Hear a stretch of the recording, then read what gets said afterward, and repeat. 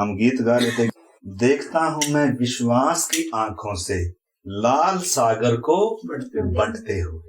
ये सिर्फ और सिर्फ परमेश्वर के लोगों के पास अनुभव है और किसी के पास नहीं। एक तरफ भयानक लाल समुंदर था और दूसरी तरफ फिरौन की बड़ी क्या थी, सेना थी। इजरायली डर रहे थे।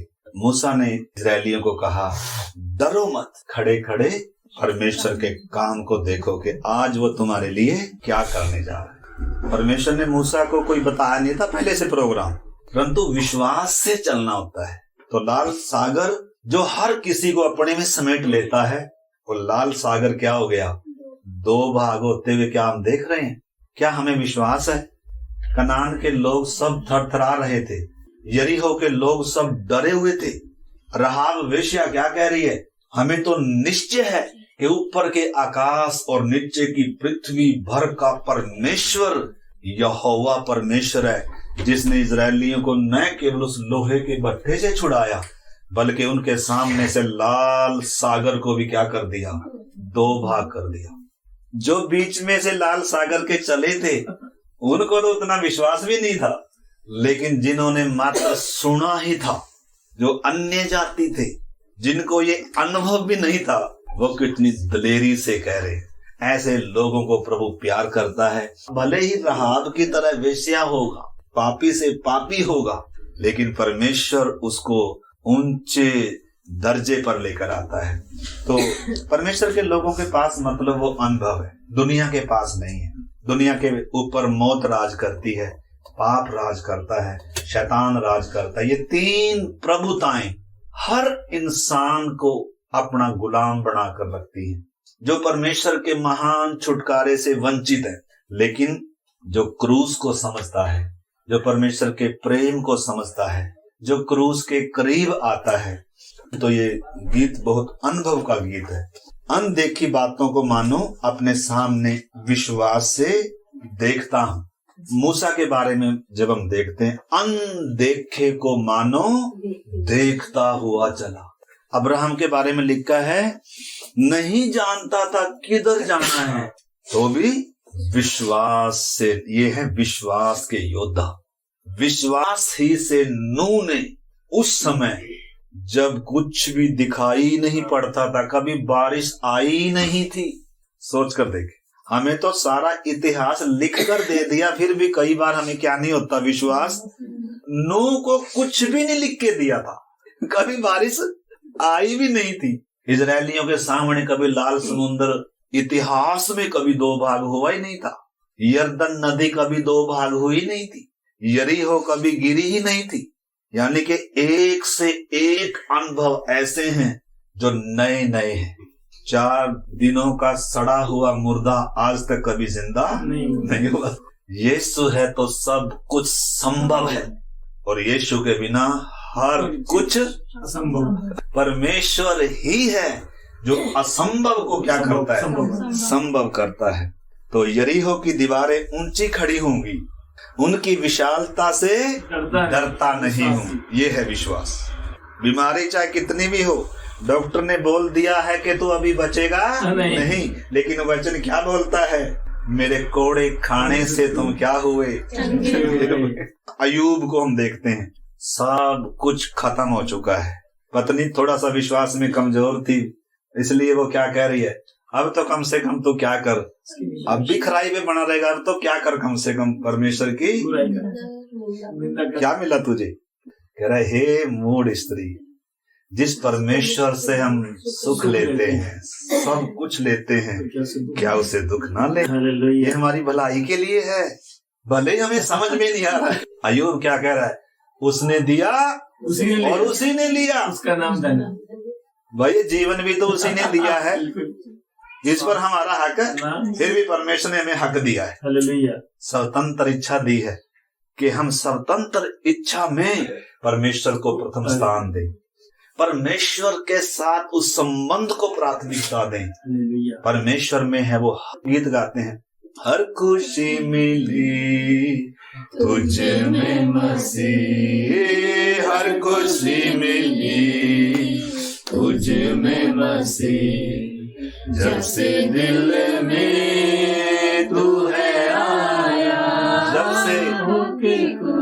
हर गुनाहों से तूने मुझको है बचाया। मतलब जब से दिल में वो राजाओं का राजा आया है, साधारण बात नहीं रहेगी, बातें बदल चुकी हैं। आपको भले ही एहसास ना हो, समझ ना हो, लेकिन समझना है यीशु में आने का अर्थ क्या है और यीशु के बाहर होने का अर्थ क्या है। जो मसीह में है, लिखा है वो नई सृष्टि है। जो मसीह में है उनके ऊपर दंड की आज्ञा नहीं है, वो मृत्यु के पार हो चुके हैं। क्या विश्वास करते हैं? बिल्कुल विश्वास करते हैं। क्या बीमारी डरा सकती है विश्वासी को? क्या शैतान डरा सकता है कि विश्वासी को? क्या बड़े से बड़ा कैंसर डरा सकता है? किन को डराएगा? मौत किसे डराएगी? जो मसीह में नहीं है। मसीह में आना पर्याप्त नहीं है, मसीह में जड़ पकड़ना है।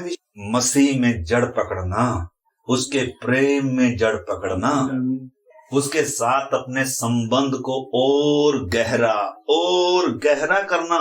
महीने में एक बार नहीं, साल में एक बार नहीं, सप्ताह में संडे में एक बार नहीं, हर सुबह हर शाम। बोलो भैया ये तभी बात बता रखा, ये नहीं होगा। देखो हफ्ते में एक बार आ जाएगी। तो बात को समझना मेरे प्यारे भाई बहनों। परमेश्वर आदम को जब बनाया तो दिन के ठंडे समय में हर दिन क्या कर रहा है? अब आदम ने समझना है कुछ बातों को। आदम ने उस बहुमूल्य संगति को, मिट्टी संगति को, धन्य सौभाग्य को समझना था और गहरा होना था प्यार, और परमेश्वर के प्रेम में मजबूत होना था, परमेश्वर के उद्देश्य को पहचानना था, परमेश्वर के संग चलना था, सिद्ध होते जाना था, और शैतान का क्या करना था? सामना करना था। लेकिन शरीर की बातों पर ध्यान लग गया, खाने पीने पर ध्यान लग गया। खाना पीना बाद में, पहले परमेश्वर की आज्ञा, पहले परमेश्वर के साथ संबंध। तो उसको ये सब अनुभव है, मतलब ये हमें लिख कर दिया है परमेश्वर ने। हम किसी मरे हुए व्यक्ति के पीछे नहीं चल रहे, किसी गुरु जी के पीछे नहीं चल रहे हम, ठीक है ना, जिसमें कोई पावर नहीं है, जिसमें कोई सामर्थ्य नहीं है, जो अपनी मौत मर गया। हम किसी ऐसे इंसान के पीछे नहीं चल रहे, हम किसी ऐसे प्रभु पर विश्वास नहीं कर रहे जो कमजोर था। नहीं, भले ही मानव जाति ने मिलकर क्या किया, क्रूस पर सारा खून भी निचोड़ लिया, कोई आशा उम्मीद ही नहीं थी। हमने तो कब्र पर क्या भी लगा दिया, मोहर भी लगा दी, भारी पत्थर लगाकर, और पहरेदार हमने खड़े कर दिए, देखें ये कैसे जी उठेगा। ये है हम इंसान। लेकिन क्या वो कब्र में है? क्या शरीर भी सड़ने नहीं पाया? आदम से लेकर जितने भी मनुष्य आए, सबका शरीर क्या हो गया? सड़ गया। सिर्फ हनोक को परमेश्वर ने जीवित उठाया और एलिया को जीवित उठाया, यीशु मसीह को जीवित उठाया, जो हमारा नायक है, पहला फल है। उसके बाद हम सब का क्या होने जा रहा है? रैप्चर होने जा रहा है, उठाए जाने का समय आ गया। दुल्हन तैयार हो रही है। कल हम सीख रहे थे, अगर बच्चे के लिए परीक्षा ना हो तो पढ़ाई का कोई अर्थ ही नहीं है। तो परीक्षा तो देखो आएगी, पहली क्लास के लिए पहली क्लास की आएगी, दूसरी क्लास के लिए दूसरी की आएगी। जिसको जितना दिया है उसके अनुसार उसकी क्या है? परीक्षा है, ठीक है ना। मूसा जब सियाना हुआ तो क्या किया उसने? पाप में थोड़े दिन के सुख भोगने से क्या चुना? बताओ, दुख चुना। और उस दुख में क्या थी? महिमा थी। वास्तव में उस दुख में परमेश्वर के साथ वो संबंध था, वो बुलाहट थी, वो अधिकार था। दुखों में महिमा है, दुखों में अधिकार है। लिखा है उद्धार के कर्ता ने दुख उठाकर क्या किया? हमारे लिए आदर्श दिया, नमूना दिया। तो इस करके हमें भी वचन कहता है दुख उठाने की क्या कर लो? मनसा वर्दी धारण कर लो। अगर दुख उठाने का मन नहीं है तो हमने क्रूस को समझा ही नहीं। जब हम क्रूस को समझते हैं ना, उसकी वेदनाओं को, उसके दर्द को, फिर हमारा दर्द कोई दर्द नहीं लगेगा। निश्चय है कि दर्द होगा, लेकिन इतिहास गवाह है। पहली सदी के विश्वासियों को हम देख सकते हैं, मृत्यु पर जय पाई, संसार पर जय पाई, जगत को क्या कर दिया?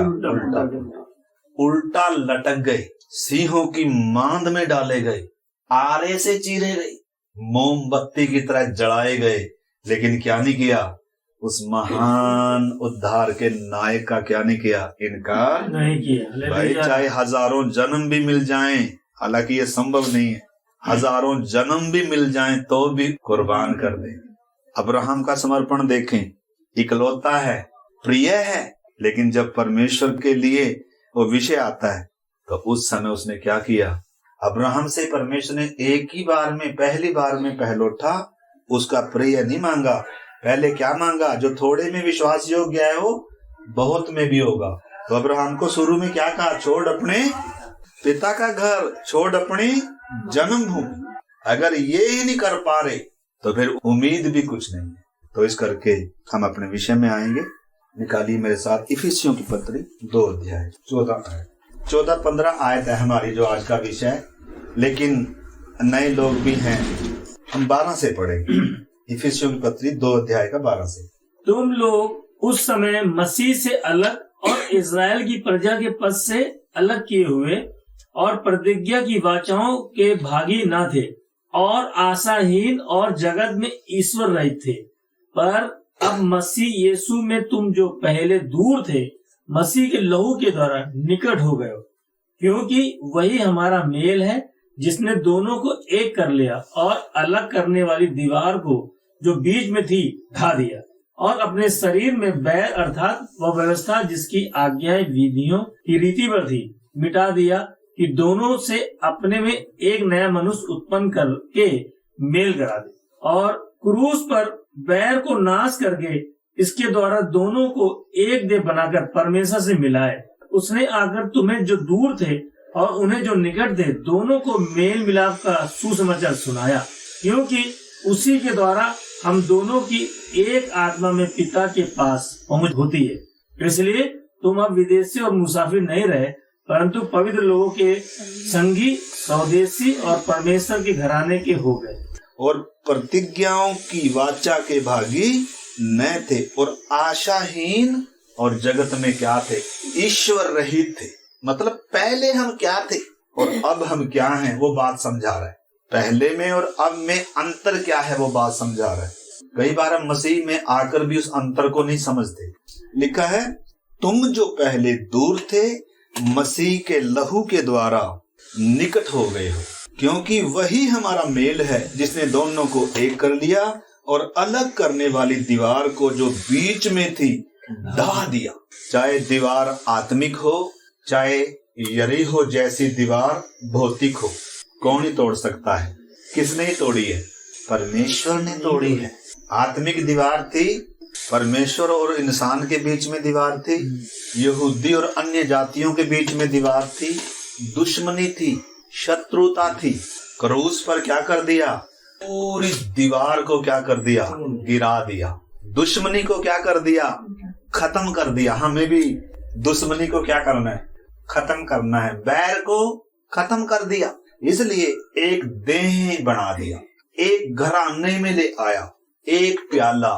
कलीसिया में आकर अलग अलग प्याला नहीं है, कोई जात का फर्क नहीं है, कोई ऊंच नीच का फर्क नहीं है, गोरे काले का फर्क नहीं है, पढ़े लिखे और अनपढ़ का फर्क नहीं है। एक रिक्शा चलाने वाला मजदूर है और एक सिंहासन पर बैठने वाला राजा है, कोई मेल नहीं है। लेकिन जब क्रूस के पास आते हैं, एक प्याले में से सारी दीवारें क्या हैं? भाई साहब, एक देह है। सोच कर देखो, दुनिया में ये कहीं नहीं है, ये क्रूस के पास है। क्रूस के पास हर दीवार गिरेगी, इसलिए किधर आना होगा? क्रूस के पास आना होगा। अगर हमारे बीच में कोई दीवार है तो इसका मतलब अभी भी हम किधर हैं? क्रूस की कहानी सुनी है, क्रूस के संदेश ने क्या नहीं किया। हम पिछले दिनों देख रहे थे, स्वर्ग ने प्रतिक्रिया दी, पृथ्वी ने प्रतिक्रिया दी, चट्टानें तिड़क गई, क्योंकि ये साधारण घटना नहीं। तो हमारा कठोर हृदय क्यों ना टूटे? टूटेगा कि नहीं टूटेगा? टूटना चाहिए, टूटना चाहिए, क्योंकि ये साधारण मौत नहीं है, ये साधारण घटना नहीं है। 3 घंटे का अंधकार है कि चीज को जब हम मन करते, तो इसलिए एक ही बार वचन सुन लेना काफी नहीं है। जो हम विषय सीखते आ रहे इन दिनों, उनको नोट्स बनाएं। नोट्स इसलिए बनाएं ताकि हम उन बातों को क्या कर सके, समझ सके, हम क्रम में आए, हम आज्ञाकारिता में आए। आपको मालूम है, ये दीवारें कैसे गिरती हैं? विश्वास भी है और आज्ञाकारी भी है। अगर विश्वास में आज्ञाकारी ना हो, हमें नूह की तरह किश्ती बनाने के लिए थोड़ा बोला जा रहा है। अगर हमें नूह की तरह किश्ती बनाने को बोला जाए, हमारे पास तो टाइम ही नहीं है, क्योंकि हम किसमें लगे हुए हैं। देखो हमारे पास किसके लिए टाइम नहीं है? वचन सीखने के लिए। नोट्स बनाने का मतलब कोई नोट्स बनाने से उधार नहीं होगा, परंतु आपने समय नोट्स किस लिए? हमें क्रम में भी तो लाना है, परमेश्वर ने आज्ञाकारी भी तो सीखनी है हमने। पहली सदी के विश्वासी लिखा है, प्रेरितों से क्या सीखते थे? उपदेश सीख रहे हैं, शिक्षा पा रहे हैं। उनके पास काम भी होगा कि नहीं होगा? लेकिन उनकी प्राथमिकता क्या थी? संगति, संबंध, परमेश्वर की संगति। मनुष्य के जीवन का उद्देश्य ही वो है। ये संसार छोड़कर जाने वाले, नौकरी, पैसा, धन सब छूटने जा रहा है इंसान की। तब आंखें खुली, अरे मैं किसके पीछे पड़ा हुआ था? जिसके पीछे पड़ना था, जहां मैंने इकट्ठा करना था, वहां तो कुछ भी नहीं है। तो बातों को समझना। मेरा कहने का भाव ये नहीं है कि हमने काम नहीं करना, हमने नौकरी नहीं करनी, हमारे बच्चे नहीं है भाई, हमने नहीं, वो विषय नहीं है। परंतु हम प्योरिटी, प्राथमिकता किन चीजों को देते हैं? हमारी खोज क्या है? अगर परमेश्वर के साथ संगति, संबंध नहीं है, रिश्ता नहीं है, तो हमारा जीवन भले ही दुनिया का सब कुछ होगा, हमारे पास शांति नहीं होगी, हमारे पास आनंद नहीं होगा, हमारे पास संतुष्टि नहीं होगी, अधिकार नहीं होगा, हमारे पास डर होगा, चिंता होगी, दबे होंगे, और हमें हर समय छोटी सी बीमारी डराएगी, मौत का भय डराएगा, शैतान डराएगा, संसार डराएगा, विपरीत परिस्थितियां हमें डराएंगी। लेकिन जो हम अभी गीत गा रहे थे वो तो इसके बिल्कुल विपरीत है। जो क्या कह रहा है? मैं विश्वास की आंखों से देखता हूँ यरीहो की ऊंची ऊंची दीवारें गिरते हुए। मेरी सारी दीवारें क्या हो जाएंगी? गिर जाएंगी। ऐसा विश्वास। तो नूह का विश्वास कैसा था? हाबिल का विश्वास कैसा था? अब्राहम का विश्वास ही नहीं बल्कि आज्ञाकारी थी। विश्वास अगर आज्ञाकारिता के साथ ना हो तो ऐसे विश्वास का कोई फायदा नहीं। तो हम हर एक ने, मेरे प्यारे भाई बहनों, ने समझना। देखो, परमेश्वर इजरायलियों को क्रम में लाने के लिए, अनुशासन में लाने के लिए, आज्ञाकारिता में लाने के लिए, उनके साथ और गहरे संबंध में आने के लिए किधर लेकर आया था? वास्तव में मरुभूमि में लेकर आया था, बड़े ऊंचे उद्देश्य से लाया था, लेकिन वो समझ ही नहीं पाए। मरुभूमि में अवसर दिया, लेकिन हम अवसरों को बहुमूल्य ना समझें तो परमेश्वर अपने स्टैंडर्ड को नीचा करने वाला नहीं, अपने सिद्धांतों को बदलने वाला परमेश्वर नहीं है। परमेश्वर अपरिवर्तनीय है, मतलब कभी नहीं बदलता। आज, कल और युगान युग एक सा है, वो बदलेगा नहीं। हम उसको बदल नहीं सकते, हमें बदलना होगा।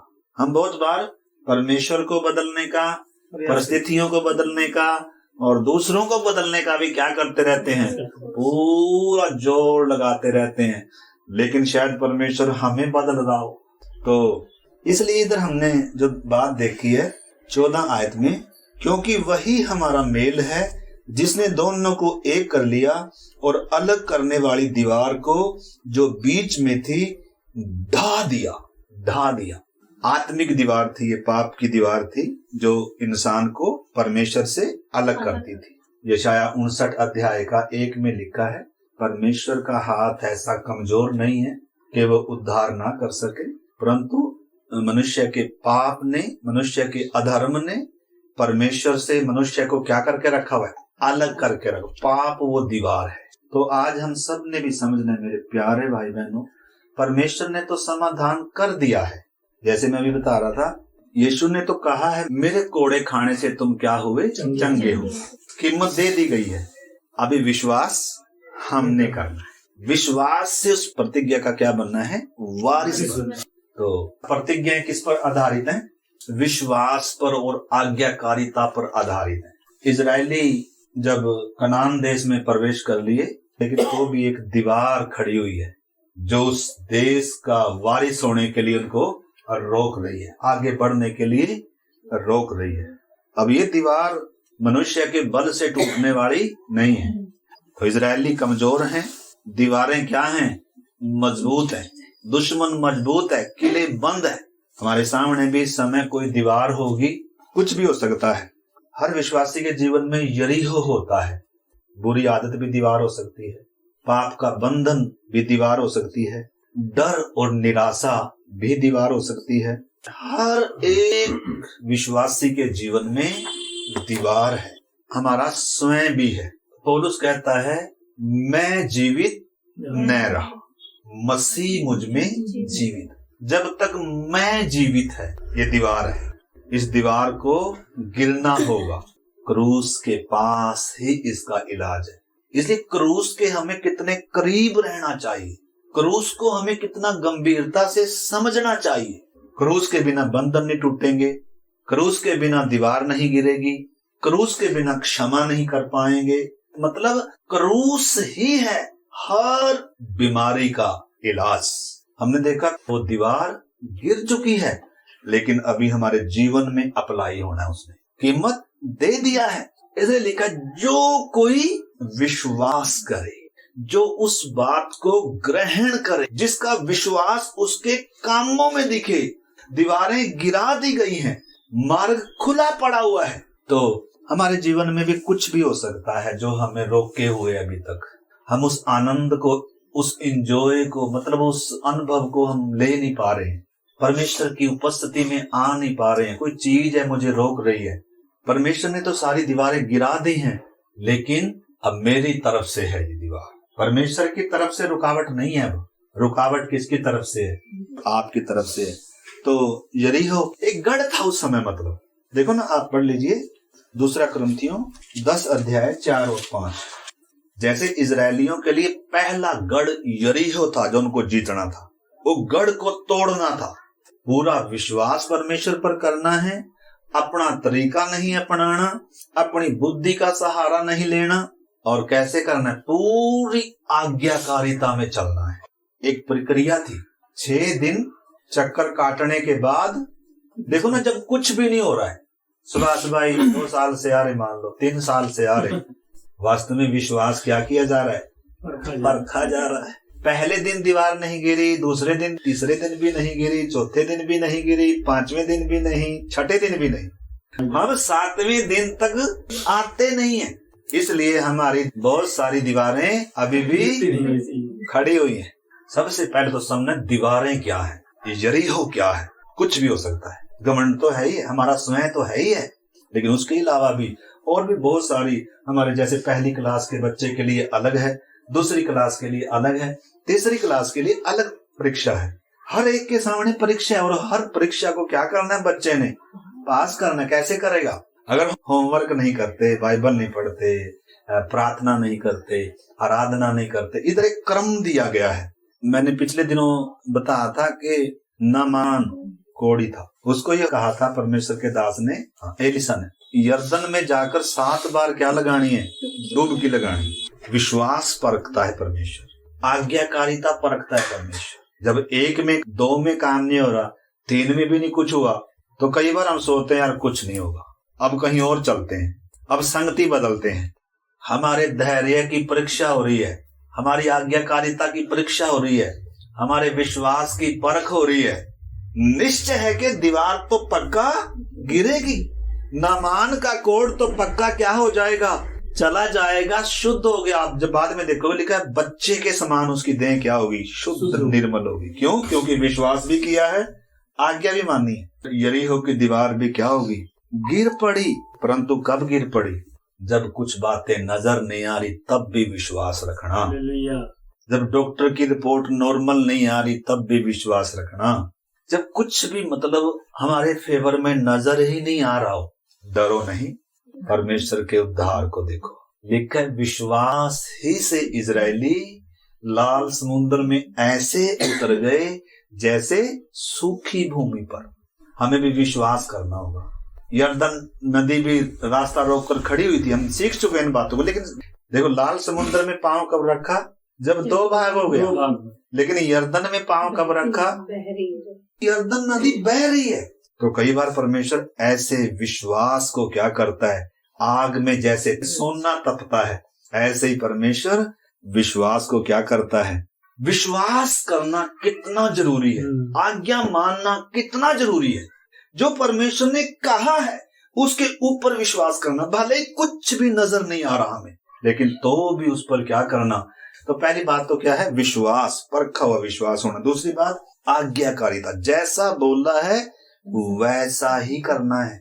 6 दिन तक जब दीवार गिर नहीं रही तो भी चलना है, आज्ञा मानना है, विश्वास करना है, बुड़बुड़ाना नहीं है। और परमेश्वर की उपस्थिति, वो संदूक परमेश्वर की उपस्थिति को दर्शाता है, तो धीरज के साथ परमेश्वर के समय का इंतजार करना है। और दूसरा, जय जयकार कर रहे थे। आराधना दीवारों को गिराती है। हालेलुया। आराधना, स्तुति करना, धन्यवाद, जय जयकार करना, प्रार्थना करना, विश्वास करना, वचन को मनन करना, वचन पर भरोसा करना, ये बहुत जरूरी, ये सिद्धांत है परमेश्वर के। मतलब नहीं तो हमारी दीवारें कभी क्या नहीं होगी, गिरेंगी नहीं। रोमियो 4 अध्याय का मैं 16 से पढ़ता हूँ। इसी कारण प्रतिज्ञा विश्वास पर आधारित है। जो परमेश्वर प्रतिज्ञा करता है, वो प्रतिज्ञा, वो वायदे किस पर आधारित है? विश्वास और आज्ञाकारिता पर आधारित है। जैसा लिखा है, मैंने तुझे बहुत सी जातियों का पिता ठहराया। पहले ठहरा दिया है अब्राहम को, अभी तक वंश नहीं है कुछ भी। बाहर ले जाकर परमेश्वर ने रात में तारे दिखाए, कह रहा अब्राहम इन तारों को देखता है, इतना ही तेरा वंश भी होगा। यदि कोई तारों को गिन सकता है तो तेरे वंश को भी गिन सकता है। जब कुछ भी नजर नहीं आ रहा, पत्नी बूढ़ी है, आशा उम्मीद खत्म हो चुकी है, अब्राहम की अपनी भी आशा उम्मीद सब क्या होगी, पहले परमेश्वर ने खत्म करी। कितने साल लगे? 70-75 में बुलाया और 100 की उम्र तक। देखो ना कैसे विश्वास परमेश्वर परख रहा है। जैसा लिखा है, मैंने तुझे बहुत सी जातियों का पिता ठहराया, उस परमेश्वर के सामने जिस पर उसने विश्वास किया और जो मरे हुओं को जिलाता है और जो बातें है ही नहीं, जो बातें है ही नहीं, उनका नाम ऐसा लेता है कि मानो है। देखो उस समय तक अब्राहम को कुछ भी नहीं है, लेकिन परमेश्वर ने पहले से ही वायदा दे दिया, प्रतिज्ञा दे दी और बोल दिया परमेश्वर ने कि मैं ये करने जा रहा हूं। अब अब्राहम के ऊपर है कि क्या करे, या तो विश्वास करे या अविश्वास करे। तो अब्राहम अविश्वासी नहीं हुआ। विश्वास के बिना परमेश्वर कभी प्रसन्न नहीं होता। विश्वास अति जरूरी है, और वो भी आज्ञाकारिता के साथ विश्वास। उसने निराशा में भी आशा रखकर, निराशा में भी आशा रखकर। बहुत सारे हमारे घर में, परिवार में, व्यक्तिगत जीवन में निराशा होगी, आर्थिक तंगी होगी, बीमारी होगी, विपरीत हालात होंगे, परिवार में कलेश, टूटन, बहुत कुछ हो सकता है। लेकिन परमेश्वर के पास हर बात का क्या है? समाधान है। हर बीमारी का इलाज है। हर दीवार क्या हो जाएगी? गिर जाएगी। अब्राहम के समान विश्वास चाहिए, आज्ञाकारिता चाहिए। इधर लिखा है, उसने निराशा में भी आशा रखकर विश्वास किया, इसीलिए कि उस वचन के अनुसार कि तेरा वंश ऐसा होगा, वह बहुत सी जातियों का पिता हो। और वह जो 100 वर्ष का था, उसने मरे हुए से शरीर और सारा के गर्भ की मरी हुई सी दशा जानकर भी विश्वास में निर्बल ना हुआ। विश्वास में निर्बल ना हो। हम आगे अगली बार इसको पढ़ेंगे, तो आइए प्रार्थना करें। हमारे विश्वास की परख, हमारी आज्ञाकारिता की परख। परमेश्वर के लिए कुछ भी अनहोना नहीं है। दीवारें गिरेंगी, बंधन टूटेंगे और विजय आएगी। मेरी हर दीवार गिरेगी। हालेलुया। रोमियो 8:37 कहता है, हम जयवंत से भी बढ़कर हैं। पौलुस कहता है, कौन हमें मसीह के प्रेम से अलग कर सकता है? ऐसा दृढ़ विश्वास, ऐसा निश्चय। हालेलुया। अब्राहम के समान विश्वास, आज्ञाकारिता, समर्पण, धीरज, निराशा में भी आशा रखी, विश्वास में निर्बल नहीं हुआ। एक एक घटना ऐसे इजरायली 6 दिन तक चक्कर काटते रहे, वह बुड़बुड़ाए नहीं, और 7वां दिन भी आएगा। चिंता न करें मेरे प्यारे भाई बहनों, हम प्रक्रिया में हैं। शायद पहले दिन से आप गुजर रहे होंगे, शायद दूसरे दिन से गुजर रहे होंगे, चिंता न करें। शायद आप तीसरे दिन में आ चुके होंगे, चिंता न करें। 6ठा दिन भी आएगा और उसके बाद 7वां दिन भी आएगा। हर दीवार गिर जाएगी, हालेलुया। यीशु बादलों पर आएगा, हम बदल जाएंगे। कितनी धन्य आशा है, हमारी दीनहीन देह बदल जाएगी, मुर्दे अविनाशी दशा में जिलाए जाएंगे, सारे आंसू पोंछ डालेगा। आइए हम उस आशा में जिए मेरे प्यारे भाई बहन। यीशु जब क्रूस पर थे, लोगों ने कहा तू क्रूस से उतर कर दिखा, कोई बड़ा चमत्कार दिखा, हम तुझ पर विश्वास करेंगे। यीशु चमत्कार दिखा सकता था, लेकिन मनुष्य का उद्धार असंभव बन जाता है। इसलिए आइए मेरे प्यारे भाई बहनों, विश्वास में कमजोर ना हो, निर्बल ना हो। भले ही कोई दीवार आपके सामने होगी, परमेश्वर इसे जरूर तोड़ देगा। क्रूस पर हर दीवार गिरा दी गई है। आइए हम विश्वास के साथ ये क्लेम करें, मेरी हर दीवार, हर यरीहो गिरेगी। मैं यीशु के साथ बादलों पर उड़कर जाने वाला हूँ। हे मृत्यु तेरी जय कहाँ रही। हालेलुया। प्यारे प्रभु जी, इन पवित्र वचनों के लिए मैं आपको धन्यवाद करता हूँ।